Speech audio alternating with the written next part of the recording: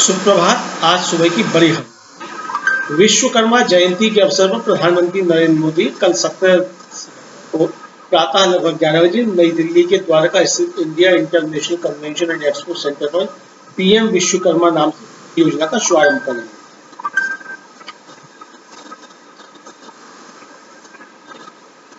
प्रधानमंत्री नरेंद्र मोदी कल 17 सितंबर को सुबह 11 बजे नई दिल्ली के द्वारका में India international convention and expo centre का पहला चरण, जिसे यशोभूमि कहा जाता है, राष्ट्र को समर्पित करेंगे। प्रधानमंत्री द्वारका सेक्टर 21 से नए metro station Yashobhoomi Dwarka sector 25 तक Delhi airport metro express line का विस्तार का भी उद्घाटन करेंगे। उपराष्ट्रपति जगदीप धनखड़ आजादी के अमृत महोत्सव के अवसर पर भारत के प्रदर्शन कला क्षेत्र के उन 84 कलाकारों को पहली बार संगीत नाटक अकादमी अमृत पुरस्कार प्रदान करेंगे, जिनकी आयु 75 वर्ष से अधिक है और जिन्हें अभी तक अपने कैरियर में कोई राष्ट्रीय सम्मान नहीं दिया गया है। कल एक संवाददाता को संबोधित करते हुए संगीत नाटक अकादमी के अध्यक्ष डॉक्टर संध्या पुनेचा ने कहा कि संगीत नाटक अकादमी अमृत पुरस्कार एक राष्ट्रीय सम्मान है जो प्रदर्शन कला के क्षेत्र में प्रदर्शन करने वाले कलाकारों के साथ साथ शिक्षकों और विद्वानों को भी दिया जाता है। इसके प्राप्तकर्ताओं का चयन अकादमी की आम परिषद द्वारा किया जाता है, जिसमें इन विधाओं के प्रतिष्ठित संगीतकार, नर्तक, रंगमंच कलाकार, विद्वान और भारत सरकार, राज्य सरकारों, केंद्र शासित प्रदेशों के नामांकित व्यक्ति शामिल होते हैं। उन्होंने आगे बताया कि सम्मान में 1 लाख रुपए की पर्स मनी के अलावा एक ताम्रपत्र और अनुशासन प्रदान किया जाता है। बारिश और बाढ़ से प्रभावित हिमाचल प्रदेश के 2 दिवसीय दौरे से लौटने और नुकसान का आकलन करने के बाद कांग्रेस महासचिव प्रियंका गांधी वाड्रा ने प्रधानमंत्री नरेंद्र मोदी से पहाड़ी राज्य में बारिश और भूस्खलन के कारण हुई तबाही को राष्ट्रीय आपदा घोषित करने की मांग की है। बता दें कि प्रियंका गांधी ने 12 और 13 सितंबर को राज्य की अपनी 2 दिवसीय यात्रा के दौरान कुल्लू, मनाली, शिमला, सोलन और अन्य कई जिलों का दौरा किया और वहां के लोगों को उनकी समस्याओं और मुद्दों पर चर्चा की और राज्य सरकार द्वारा चलाए जा रहे राहत अभियान का जायजा लिया। संयुक्त राष्ट्र मानवाधिकार उच्चायुक्त OHCHR वोल्कर टर्क ने आगाह किया है कि पूर्वी सीरिया में कुर्दिश नेतृत्व वाले सीरियाई लोकतांत्रिक बलों और अरब नेतृत्व में एजोर सैन्य परिषद के बीच हाल में भड़की लड़ाई से आम नागरिकों पर भीषण असर हुआ है। यूएन मानवाधिकार प्रमुख के अनुसार लड़ाई के ग्रस्त क्षेत्र में सुरक्षा चिंताएं बन रही हैं और पहले से ही जारी मानवीय संकट और अधिक गहरा हुआ है। सीरिया में हिंसक में टकराव का और अधिक विखंडीकरण होने के चेतावनी संकेत चिंताजनक है। उन्होंने कहा कि ध्यान से बैठने और देश को अंतहीन टकराव में और अधिक गहराई तक धंसने देने का जोखिम मोल नहीं ले सकते हैं, जिससे पहले ही इतने नागरिकों के जीवन पर घाव हो चुके हैं। आपदा राहत के लिए यूएन एजेंसी और इसके साझेदार संगठनों ने लीबिया में डेनियल तूफान से मची तबाही और इसके कारण उपजी विशाल मानवीय आवश्यकताओं के मद्देनजर 7 करोड़ 14 लाख डॉलर की सहायता राशि की अपील की है। इस अगले 3 महीनों के दौरान लीबिया में बाढ़ प्रभावित 2.5 लाख लोगों की तात्कालिक जरूरतों को पूरा करने के प्रयास किए जाएंगे। मानवीय संयोजन और आपात राहत मामलों के समन्वयक मार्टिन ग्रिफिथ्स ने लीबिया में बाढ़ आपदा के असर को स्तब्धकारी और हृदय करार दिया। संयुक्त राष्ट्र महासचिव एंटोनियो गुटेरेस ने दुनिया भर के तमाम देशों से सतत विकास, मानवाधिकारों और स्वस्थ पर्यावरण के जरिए शांति स्थापना के लिए कार्रवाई किए जाने की अपनी पुकार फिर दोहराई है। यूएन महासचिव ने अंतर्राष्ट्रीय शांति दिवस के अवसर पर गुरुवार को आयोजित युवा फोरम को वीडियो संदेश में कहा कि शांति स्थापना कोई स्वतः हो जाने वाली चीज नहीं है और न ही ये कोई नजरिया भर है। उन्होंने जोर देकर कहा, शांति कार्रवाई का परिणाम है। आइए हम सर्वजन की खातिर शांति निर्माण, शांति को आगे बढ़ाने और शांति को बरकरार रखने का संकल्प करें। गुरुवार को संयुक्त राष्ट्र विश्व मौसम विज्ञान संगठन WMO द्वारा जारी रिपोर्ट में कहा गया है कि जलवायु लक्ष्यों की दिशा में पर्याप्त प्रगति के कारण गरीबी, खाद्य अभाव और घातक बीमारियों के खिलाफ वैश्विक लड़ाई धीमी होती जा रही है। संयुक्त राष्ट्र महासचिव एंटोनियो गुटेरेस ने यह संदेश दोहराते हुए चेतावनी दी कि रिकॉर्ड तापमान और चरम मौसम से दुनिया भर में तबाही हो रही है। जैसा कि संयुक्त राष्ट्र के नवीनतम आंकड़ों से संकेत मिलता है कि 2030 एजेंडा की मध्यावधि में केवल 15% सतत विकास लक्ष्य में ही प्रगति हासिल हो पाई है। महासचिव एंटोनियो गुटेरेस ने और जोर देकर कहा कि इसके लिए वैश्विक कार्रवाई बेहद कम। चीन के हांगझाओ में होने वाले एशियाई खेलों के लिए युवा और खेल मंत्रालय भारतीय दल की संशोधित सूची जारी कर दी है। नई सूची में 22 नए एथलीटों को शामिल किया गया है और 25 सदस्यों के नाम में बदलाव किया गया है। बड़ी खबर की कांग्रेस 2024 लोकसभा चुनावों के लिए बीजेपी के खिलाफ एक जोरदार और साफ संदेश देने के लिए 16 सितंबर को हैदराबाद में सीडब्ल्यूसी की बड़ी बैठक कर रही है। खड़गे के नेतृत्व में हो रही सीडब्ल्यूसी की यह पहली बैठक है जिसमें कांग्रेस के तमाम नेता जुटेंगे। कांग्रेस की इस बैठक में बीजेपी में भी हलचल तेज है।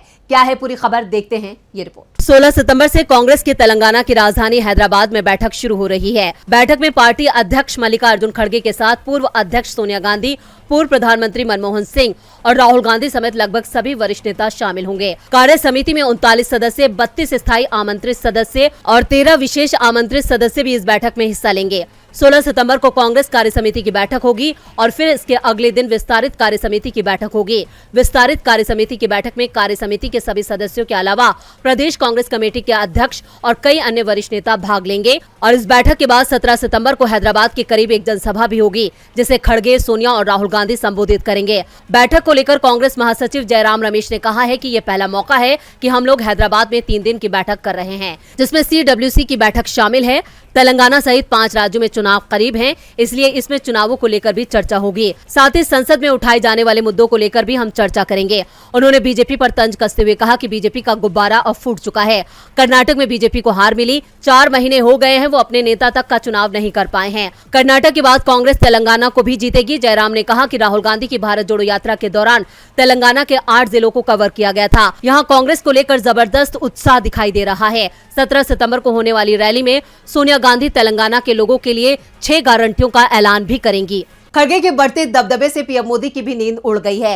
नींद तो उन एंकर्स की भी उड़ गई है जिन्हें इंडिया गठबंधन ने बैन किया है। गोदी मीडिया एंकर्स के बहिष्कार को लेकर बीजेपी और कांग्रेस भी आमने सामने हैं। क्या है पूरी खबर, देखते हैं ये रिपोर्ट। 14 पत्रकारों के शो में हिस्सा नहीं लेने का ऐलान करते हुए कांग्रेस नेता पवन खेड़ा ने कहा कि रोज शाम 5 बजे से कुछ चैनल पर नफरत की दुकानें सजाई जाती हैं। हम नफरत के बाजार के ग्राहक नहीं बनेंगे। हमारा उद्देश्य है नफरत मुक्त भारत। इंडिया ने साफ कर दिया है कि 14 पत्रकारों के शो में इंडिया का कोई भी प्रवक्ता हिस्सा नहीं लेगा। ये संभवतः पहला ऐसा मामला है जब विपक्षी दलों ने सत्ता की तरफदारी करने वाले पत्रकारों को निशाना बनाने का फैसला किया है। ये एंकर हैं अर्नब गोस्वामी, चित्रा त्रिपाठी, सुधीर चौधरी, रूबिका लियाकत, अदिति त्यागी, अमन चोपड़ा, अमीश देवगन, आनंद नरसिम्हन, अशोक श्रीवास्तव, गौरव सावंत, नविका कुमार, प्राची पराशर, शिव अरुर और सुशांत सिन्हा। इंडिया ने इन एंकरों के शो के बहिष्कार का ऐलान किया तो बीजेपी उनके बचाव में उतर आई। बीजेपी अध्यक्ष जेपी नड्डा ने कहा कि न्यूज एंकरों की इस तरह लिस्ट जारी करना नाजियों के काम करने का तरीका है जिसमें यह तय किया जाता है कि किसको निशाना बनाना है। अब भी इन पार्टियों के अंदर इमरजेंसी के वक्त की मानसिकता बनी हुई है। तो जेपी नड्डा का जवाब देते हुए शिवसेना यूबीटी सांसद प्रियंका चतुर्वेदी ने कहा कि पिछले कई सालों से टीवी न्यूज़टेनमेंट मीडिया बराबरी का मौका देने से इनकार करता रहा। इंडिया ने अब ऐसे डिबेट शो में हिस्सा न लेने का तय किया है तो उन्हें प्रेस की आजादी की याद आने लगी है। गोदी मीडिया पर इंडिया के इस एक्शन से सबसे ज्यादा दर्द बीजेपी को हो रहा है। इधर हिमाचल के दर्द को प्रियंका गांधी ने एक खत के जरिए पीएम मोदी के साथ भी बांटा है। प्रियंका गांधी का एक खत इस वक्त खबरों में बना हुआ है। यह खत प्रियंका ने पीएम मोदी को लिखा है। अपने इस खत में उन्होंने पीएम मोदी का ध्यान हिमाचल प्रदेश की तरफ खींचा है। क्या है पूरी खबर, देखते हैं ये रिपोर्ट। हिमाचल प्रदेश में कांग्रेस की सरकार बनने के बाद से ऐसा लगता है कि पीएम मोदी ने अपना मुंह राज्य से फेर लिया है। पहाड़ी राज्य प्राकृतिक आपदा से जूझ रहा है, लेकिन पीएम मोदी ने राहत तो दूर संवेदना के 2 शब्द भी नहीं बोले। लेकिन आज कांग्रेस महासचिव प्रियंका गांधी ने चिंता व्यक्त करते हुए पीएम मोदी को खत लिखकर इस प्राकृतिक आपदा को राष्ट्रीय आपदा घोषित करने का आग्रह किया है। पत्र में प्रियंका वाड्रा ने यह भी लिखा है कि हिमाचल देवभूमि होने के साथ साथ सच्चे, सरल और मेहनती लोगों का प्रदेश है। हिमाचल की स्त्रियां, किसान, कर्मचारी, कारोबारी और युवा बहुत परिश्रमी और स्वाभिमानी हैं। आज की तारीख में वही लोग अभूतपूर्व संकट का सामना कर रहे हैं।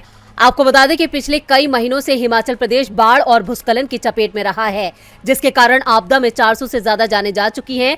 राज्य में आई बाढ़ और भूस्खलन से भीषण विनाश हुआ है। पिछले दिनों में शिमला, कुल्लू मनाली और मंडी से आपदा पीड़ितों से मिली। हर तरफ हुई तबाही को देखकर बहुत दुख हुआ। अब तक इस आपदा में 428 लोगों ने जान गंवाई है। कई ऐसे लोग हैं जिन्होंने अपने सभी परिजन इस आपदा में खो दिए हैं। प्रियंका गांधी ने साथ ही कहा कि कांग्रेस हिमाचल का मुद्दा संसद में उठाएगी।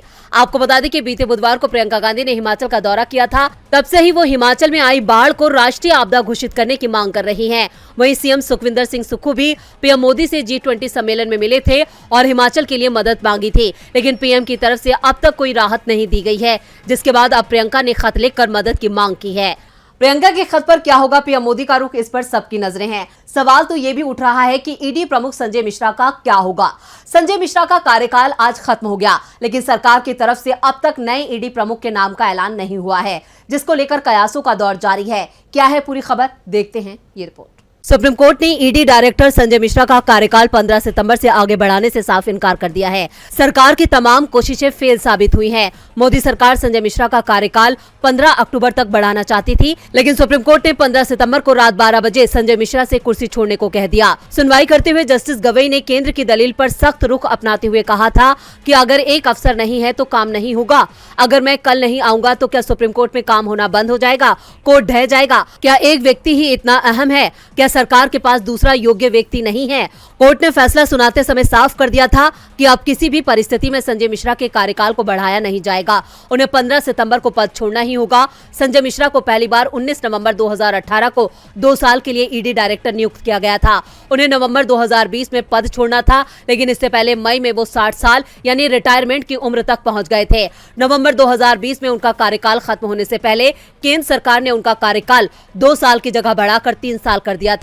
इसके बाद केंद्र सरकार 2021 में केंद्रीय सतर्कता आयोग अधिनियम में संशोधन के लिए अध्यादेश लाई थी, जिसमें ईडी चीफ को 1 साल के 3 सेवा विस्तार देने का प्रावधान किया गया। बाद में यह संसद में पारित हो गया, यानी संजय मिश्रा के लिए सरकार ने कानून ही बदल दिया। इसके बाद उन्हें एक के बाद एक सेवा विस्तार मिलते चले गए, लेकिन अब संजय मिश्रा की जगह कौन होगा ईडी का डायरेक्टर, इस पर सवाल बना हुआ है, क्योंकि ईडी डायरेक्टर की नियुक्ति 3 सदस्यों की कमेटी करती है, जिसमें पीएम मोदी, केंद्र सरकार का एक मंत्री और विपक्ष का नेता शामिल होता है। और इस कमेटी की अभी बैठक ही तय नहीं हुई है। ऐसे में सवाल उठ रहे हैं, क्या संजय मिश्रा को लेकर सरकार कुछ बड़ा करने वाली है? संजय मिश्रा को लेकर मोदी सरकार परेशान है। वहीं दक्षिण भारत में एनडीए में हुई टूट ने भी मोदी सरकार की परेशानी बढ़ा दी है। करीब 2 महीने पहले दिल्ली में एनडीए की बैठक बुलाई गई थी। 38 दलों को जोड़ा गया था। दावा किया गया था कि इसमें कुछ दल और जुड़ेंगे, लेकिन एनडीए में पार्टियां शामिल होने की जगह अब कम होती दिखाई दे रही हैं। मणिपुर की 2 पार्टियां पहले ही एनडीए छोड़ चुकी हैं और अब खबर तेलंगाना से आ रही है, जहां अमित शाह 17 सितंबर को बड़ी रैली करने आ रहे हैं। लेकिन रैली से पहले आंध्र और तेलंगाना में बीजेपी के सहयोगी ने उसके विरोधी से हाथ मिला लिया है। तो क्या है खबर, देखते हैं ये रिपोर्ट। हैदराबाद में 17 सितंबर को अमित शाह की रैली में अब उनका सहयोगी दल जनसेना पार्टी शामिल नहीं होगी। जनसेना पार्टी के नेता पवन कल्याण ने ऐलान कर दिया है कि उनकी पार्टी आंध्र और तेलंगाना विधानसभा चुनाव टीडीपी के साथ मिलकर लड़ेगी। इसके साथ अब ये भी तय हो गया है कि जनसेना एनडीए से अलग हो गई है। 18 अगस्त को पीएम मोदी की अध्यक्षता में एनडीए की मीटिंग में पवन कल्याण शामिल हुए थे और बीजेपी के साथ चुनाव लड़ने का ऐलान भी किया था, लेकिन अब उन्होंने बीजेपी की विरोधी टीडीपी के साथ चुनाव लड़ने का फैसला कर लिया है। यानी तेलंगाना और इसके बाद आंध्र प्रदेश में अब बीजेपी के साथ कोई भी सहयोगी दल नहीं है। पार्टी को अकेले ही चुनाव मैदान में उतरना होगा। अब इसका असर 17 सितंबर को होने वाली एनडीए की बैठक पर भी देखने के आसार हैं, क्योंकि जनसेना के नेता इस रैली से अलग रहेंगे। दरअसल तेलंगाना में चुनावों का ऐलान अब अगले 25-30 दिनों में ही हो जाएगा। 1 महीने से भी कम का समय वहां बचा हुआ है और चुनाव से पहले जनसेना का बीजेपी से अलग होना पार्टी के लिए बड़े झटके के समान माना जा रहा है। पवन कल्याण का प्रभाव हैदराबाद के अलावा आंध्र प्रदेश से लगे तेलंगाना के बड़े हिस्से पर भी है।